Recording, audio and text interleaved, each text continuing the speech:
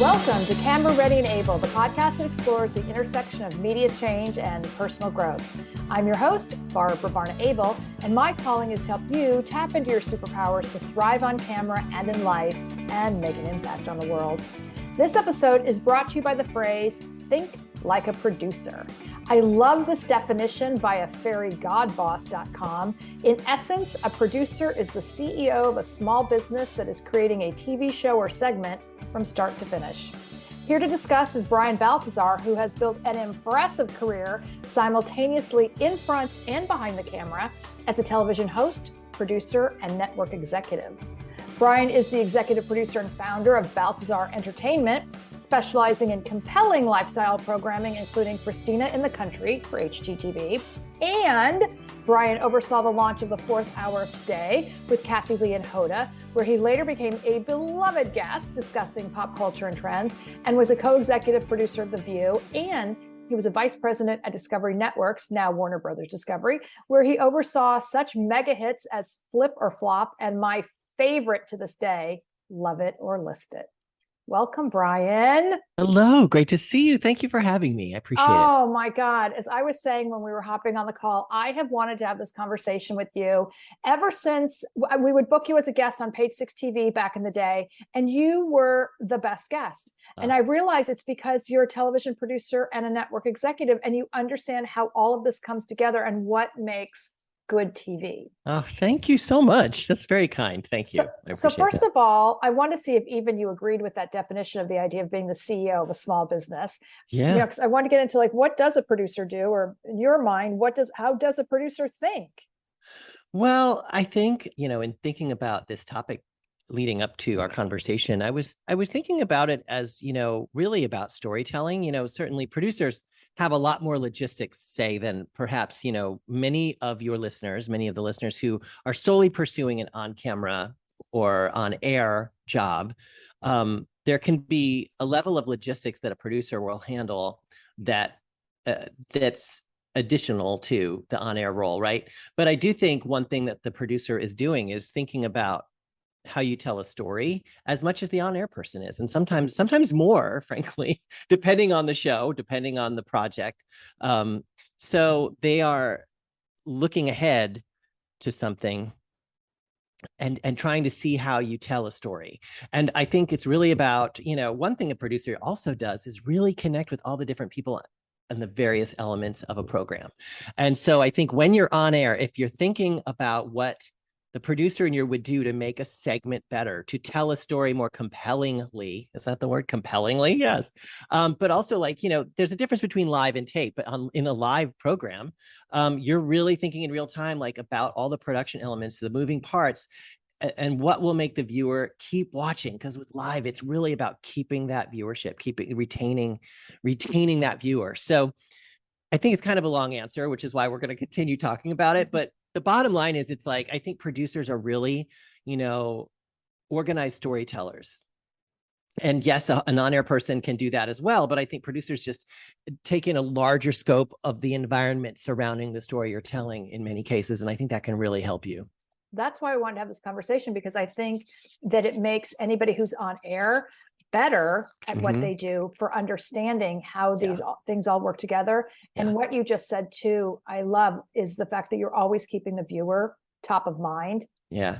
And that's something really, really important for anybody communicating on camera, that your idea doesn't exist in a vacuum, or that story that you're sharing, or that gossip tidbit, or whatever. You have to meet the audience where they are. Yeah. And I think the producer in you is always thinking about that. And then on a technical level, that means you really understand the beats, or as you were just saying, it's like, how do we make that more compelling? So sometimes you understand the order in which something should be presented. Right. The length, right. Tone, the beats, all those things that come up.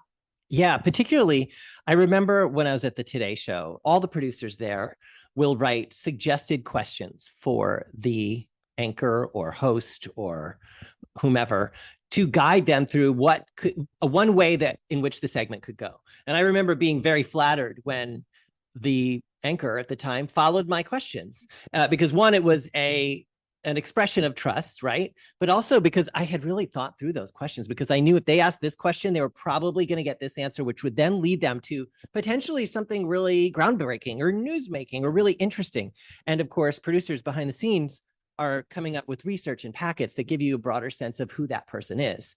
But, you know, from the perspective of being an on-air person, I will say, like, you know, as you mentioned, I was fortunate enough to guest host on Page 6 TV, on People Now, on the fourth hour of the Today Show, on Wendy Williams when she was away. And I think what it has also helped me do emotionally, because as we all know, as you said, when you're an on-air talent, you are selling yourself. You are the product. You are the small business, and the business is yourself.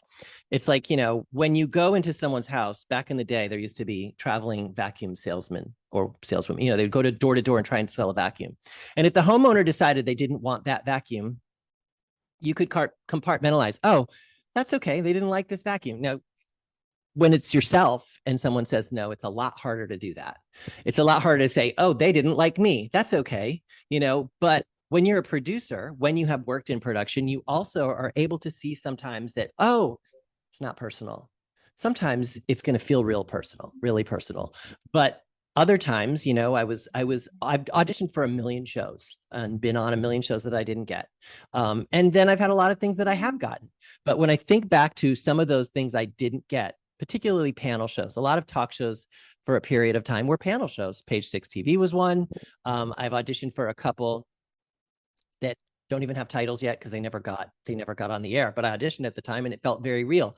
But I could look around the room and say, okay, I know what they're doing here. I know what they're casting. And I know if that guy gets it, I'm probably not going to get it because we're in the same category as far as the producers are concerned.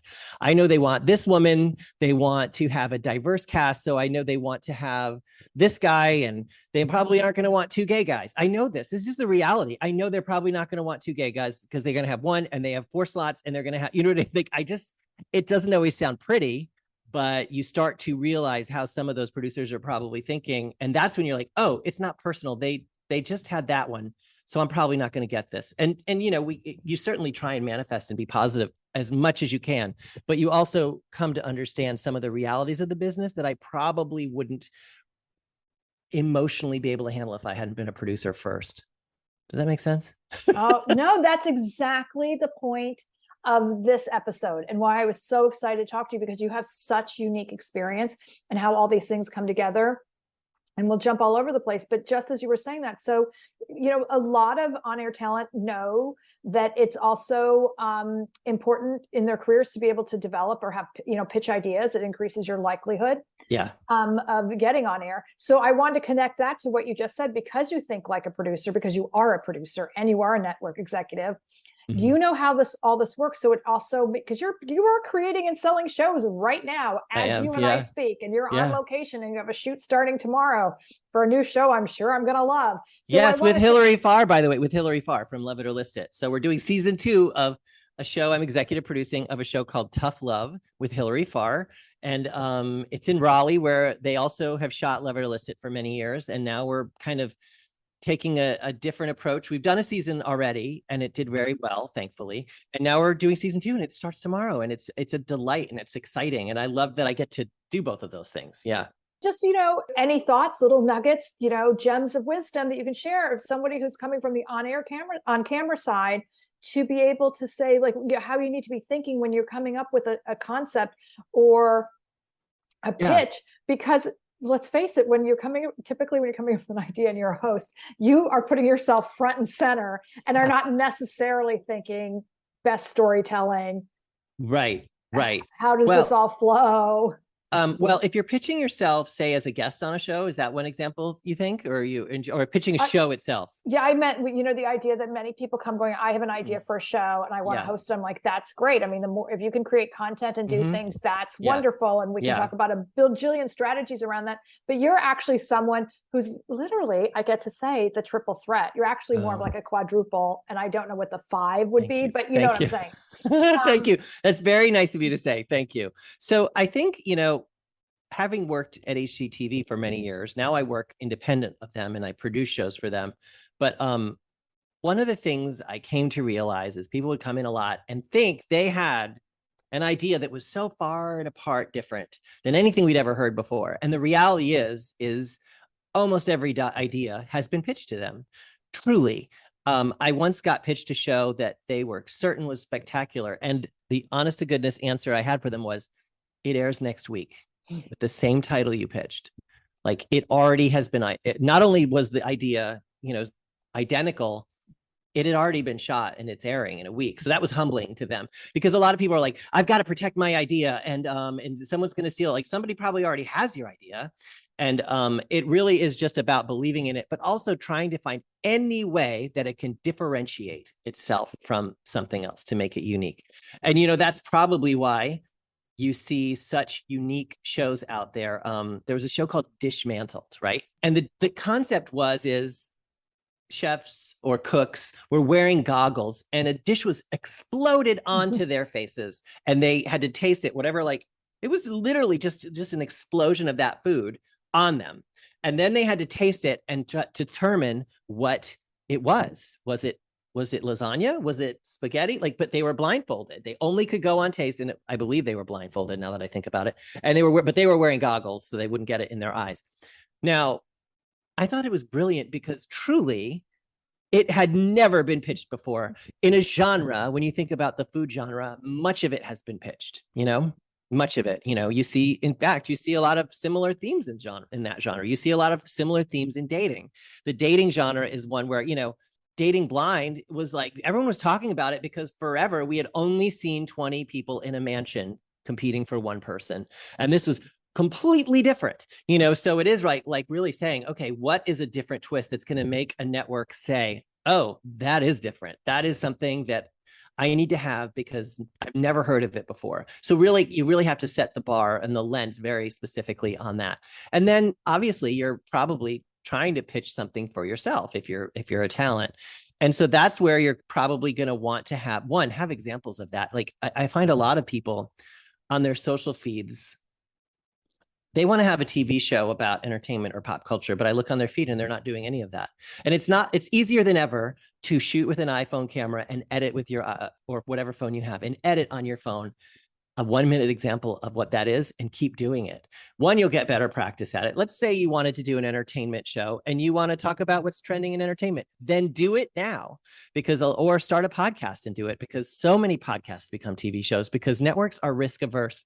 They don't want to imagine what the show is going to be like. They can imagine the production values being improved, but they can't imagine how you as a talent will be on that show.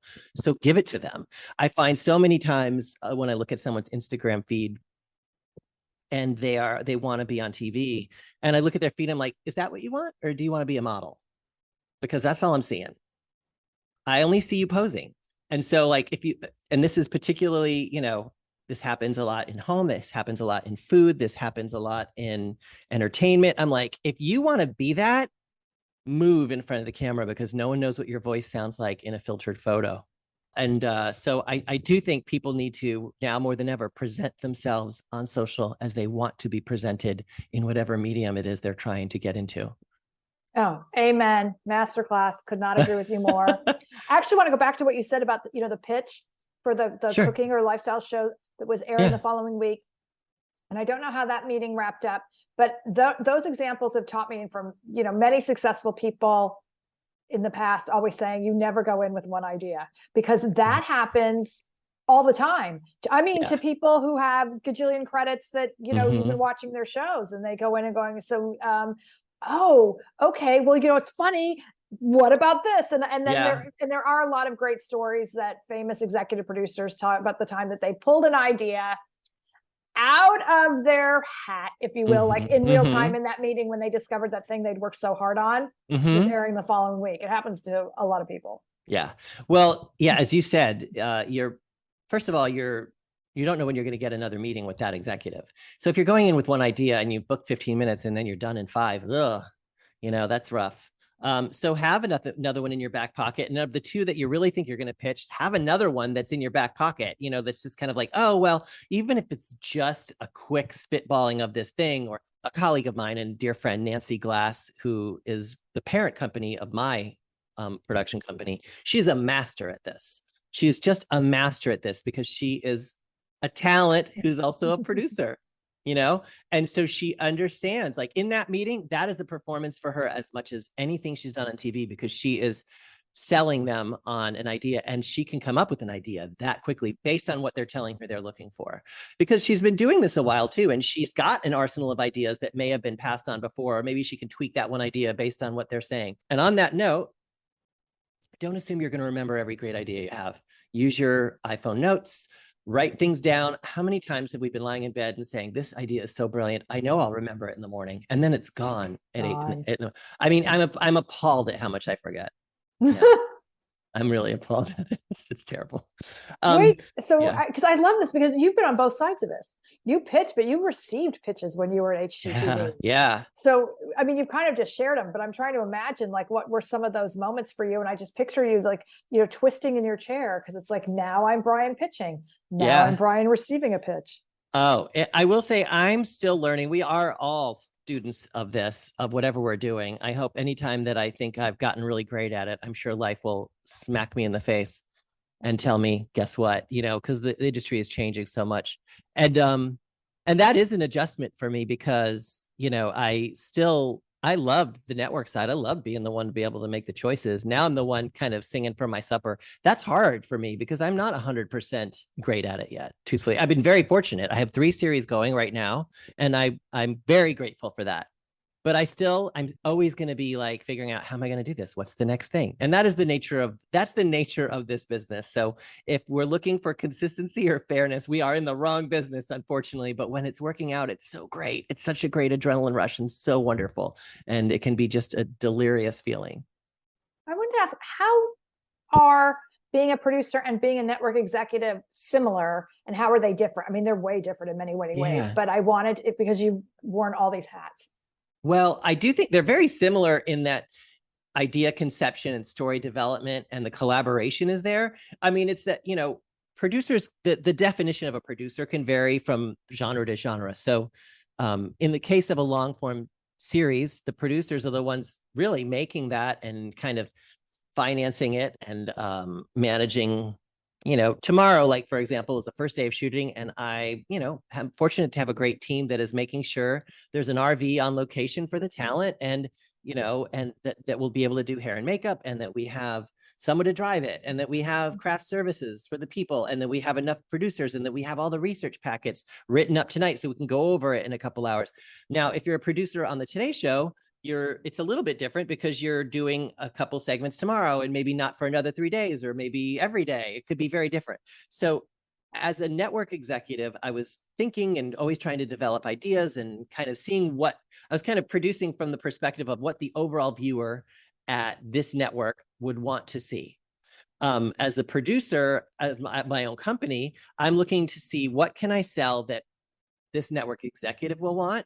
But also, if they don't want it, where else can I take it? Because is it just for one network? Because that's also probably not a great business model for me to be only targeting one network. You know, and so it's about being able to course correct a certain idea and adapt it for someone else. Because as we all know, like a home show on Bravo looks very different than a home show on HGTV, and a food show on Netflix might look very different than Food Network. I want to say one clarification of what I said earlier, because it's one of those things I do look back on things I say later and question. When I was talking about competing for that slot on the panel show, and I was talking about they're probably going to want one gay guy, I was one of the gay guys. Like, I'm like, wait. And you know what? I think that's changing too, by the way. I think we're getting to a place where they're not as wrapped up in some of those things. But I do think when there's a limited number of slots on a show as talent, you do get that can get in your head. That can get in your head, like, okay, are they only going to want 2 men, 2 women? They're going to want diversity. Will they want one gay? Or like that kind of thing. So I just, that would be what would get in your head. And you're like, okay, so that's where it starts to feel less personal, and where you have to just detach yourself from feeling like it's something that you did wrong. It's not necessarily what you did wrong. Maybe you could be more confident. Maybe you could be more in practice. Maybe your chemistry could be better, but there are a lot of unknowables. You'll just never know the answers to some of these questions when you're putting yourself out there as talent. That's completely true. I've cast so many of those panel shows, but a couple of things you just touched on. One is a lot has to do with chemistry. So it's like you could be amazing, like individually you're just amazing, but it's like we're looking at something as a whole. Yeah. And so it's like, how does that energy, if you will, or sense of humor or presence fit in with everything else? Yeah. So that's a very important thing. So where it's like, there's nothing, you could not be more awesome. It's just, this is the recipe we were creating and we needed a different ingredient. Yeah. But the other thing too, I will tell for people who are more experienced, that understanding when we're doing panel shows, and it really gets down to when you get into the chemistry test, is the person who has production experience, or you coming as a producer, you really are going to know what we're looking for in those tests. It's not just from experience, but it's understanding. You're coming in not as like, look how amazing I am. You're thinking about like, how do I fit into the show? Right. But interestingly about that, there's such an interesting story to the Page Six story, because I came on as a guest host about three different weeks. But I also auditioned to be a main part of the cast and didn't get it. So like 2 years ago, earlier, I auditioned. I was at the audition and I wasn't good enough, not good enough. I wasn't the right fit. No, hold on. Let me rate. No, don't even. 2 years ago, I auditioned for that show and it wasn't the right fit. But in fact, the show didn't even launch the first time. Then they re-auditioned. I didn't even get called for the second audition.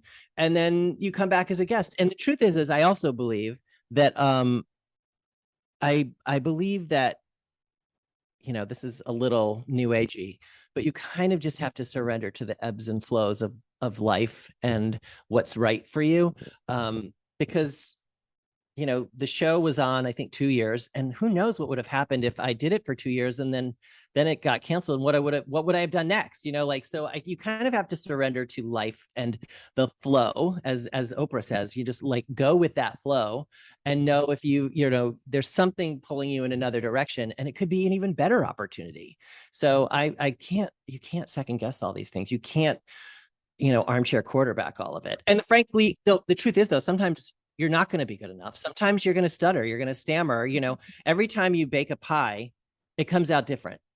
And sometimes you forget to pre-bake the shell before you put in the pumpkin. It's a direct reference to my Thanksgiving this year. I made 1 million pumpkin pies over the past 20 years. This year we forgot to pre-bake the shell. So it's like, oh wait, this is one case where, oh, okay, I could have done better on that pie, but it doesn't make me a bad person. It just means I fouled up once. Just fouled up the pie once. Let's be honest. Okay, that was fantastic. Thank you. I want to go way back. I had no idea that you started as a comic. Yes, because you know why? Because I was working as a producer at MSNBC. It was just after 9/11, and I was paralyzed with this forlorn, depressed. I can't say that I was honestly suffering from depression in the clinical sense, but the news was incredibly depressing and saddening. And I also didn't feel like I was in control of anything in my life.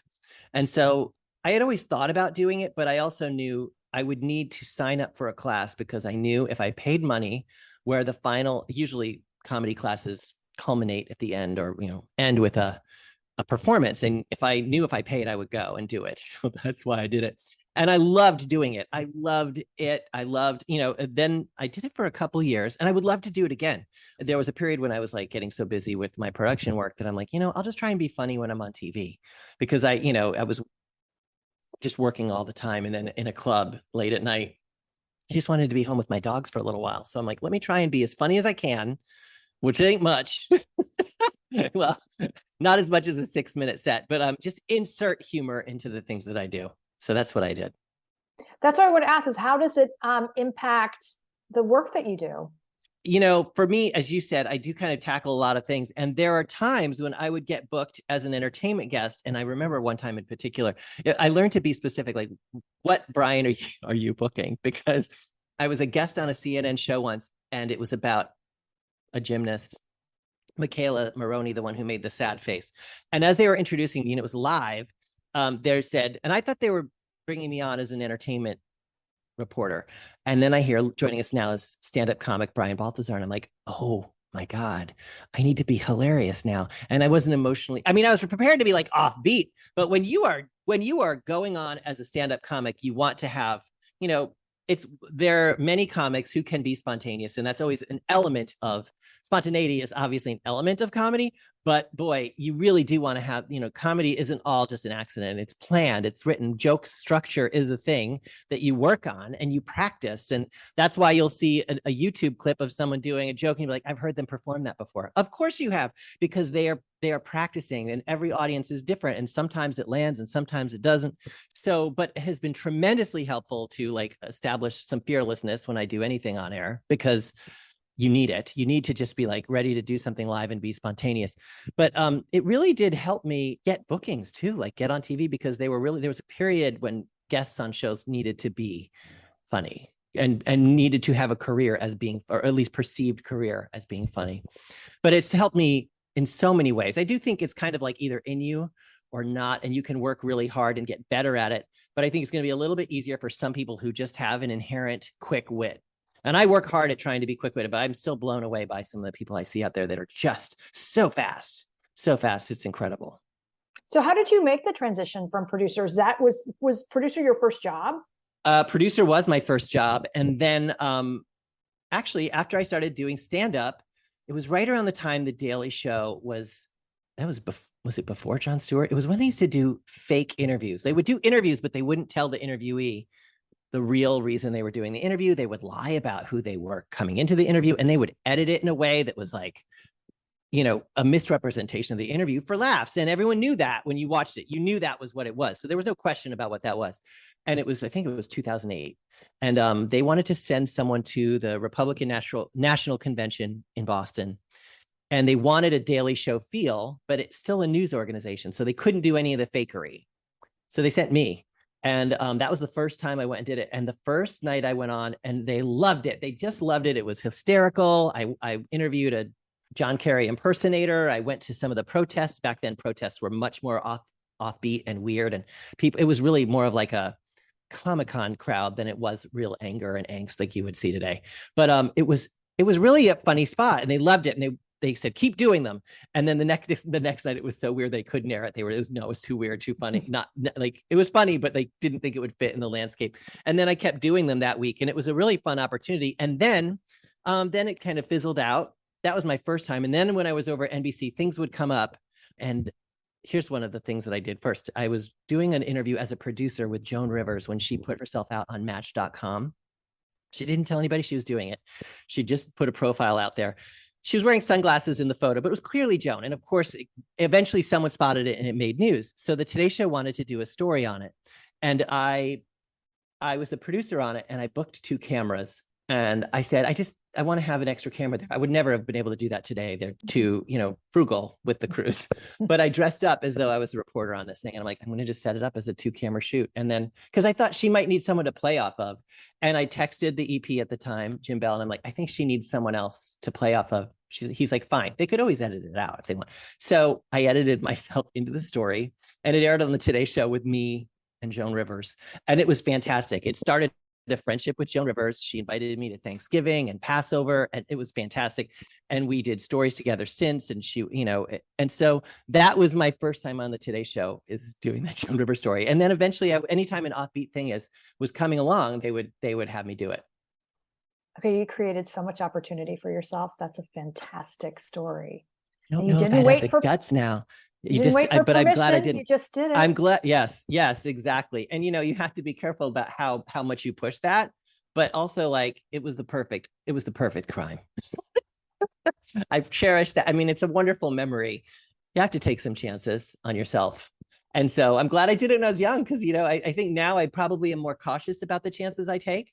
But, that's also, we're always kind of evolving and learning. And I sometimes need to push myself to do that more, to be honest. Sure. That's a great note. What's the project you're most proud of? Oh, gosh. It depends. So I don't know what proud of is. I think I find myself prouder of things in retrospect. I will say one of the things I did that is like this unicorn on air that I was so thrilled to do was be the roadside street reporter for the Rose Parade in Pasadena on New Year's Day. I was so thrilled to get the opportunity. It was one of the most fun times I've ever had.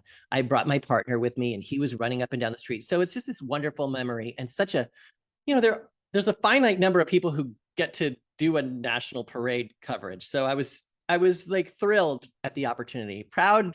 It's funny. It's funny when one time I worked with Kathie Lee for years, and I go, "What are you most proud of? You must be so proud." And she said, "Not proud as much as I am grateful." And that stuck with me. That was also in 2008. And I'm like, wow, I think of that. I'm like, okay, rather than be proud, I'm just really grateful.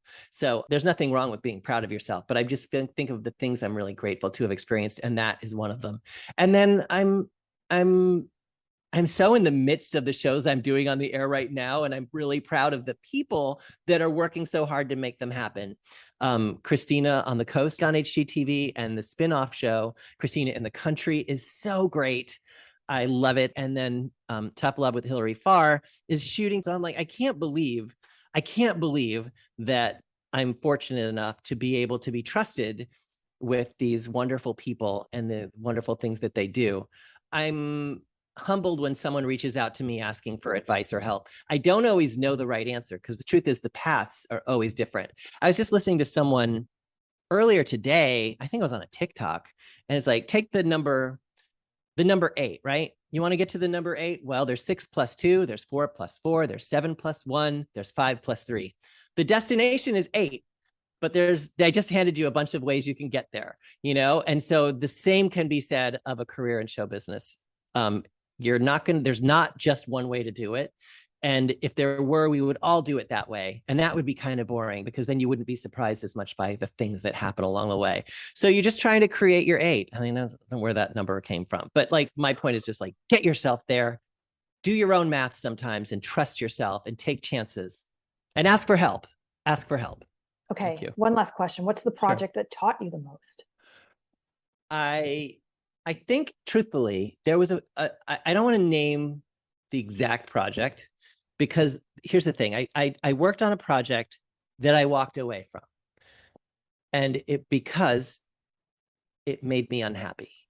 And I had to reconcile with myself the fact that people might think I was fired. And now look around, like, everybody's been fired at some point, like you get to a point in your life when you realize, oh yeah, I joined the club. There's a special club. Everyone's in it. Eventually, almost everyone has gotten fired, let go, laid off, whatever the word is. So like, put that out of your head. It doesn't matter if you're unhappy, who cares? But I wasn't fired, but I couldn't stop thinking, here I am still saying there's that stigma. I was like, no, but the truth is I'm leaving on my own. I'm leaving a good amount of money. Probably some of the most money I've made, but I just wasn't happy. It wasn't fulfilling me. And I thought to myself, well, and another one is the things I've said no to. There was another job that came my way that would be incredibly financially lucrative, but I thought to myself, this is going to be miserable. And I knew in advance, and I knew if I signed that contract with a really, really big name, that I would not be happy. I knew it right out of the gate. And I'm like, well, there's no conundrum here to me. Money's great, but at the expense of what? Stress and pain and unhappiness isn't just affecting you. It's affecting everyone around you. So you can compromise your marriage. You can compromise your relationship with your children, your family. So I'm like, is that a risk I'm willing to take so I can have a summer house? No. Not willing to do it. So I think it's the projects that I've learned from are the ones where I learned the most about myself is like, the money will come, and you don't have to have a ton of it to be happy, but you won't get happy just from having it. And so there are 2 projects in particular that are big enough that I can't say what they were, but I learned a lot from saying I did the right thing. 1, by walking away, and 2, by never walking in.